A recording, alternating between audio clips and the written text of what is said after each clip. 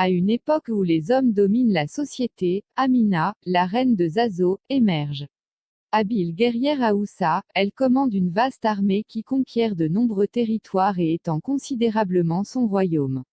Amina, une femme comme un homme. C'est le slogan utilisé aujourd'hui parfois pour décrire Amina de Zazo. Tout ce qu'elle a réalisé en tant que reine a dépassé ce que ses prédécesseurs masculins avaient fait. Elle est parfois prise en symbole comme l'esprit et la force de la féminité. Amina de Zazo est née au XVIe siècle, même si on ne peut donner de date exacte, car les spécialistes ne s'accordent pas sur ce point. Elle vivait dans ce qui est aujourd'hui la ville de Zaria, dans l'état de Kaduna, au Nigeria. On se souvient surtout d'elle comme d'une reine guerrière vénérée.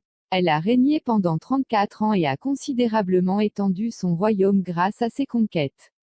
Amina de Zazo a également ouvert des routes commerciales et aurait lancé la culture de la noix de cola sur le territoire qu'elle gouvernait.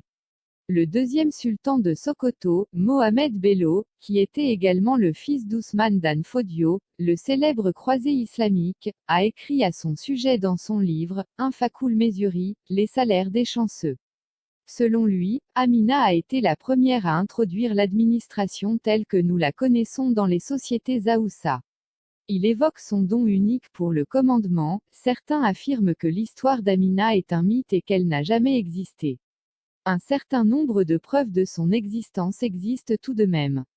Les murs qu'elle a fait construire autour des grandes villes qu'elle a conquises en sont un exemple.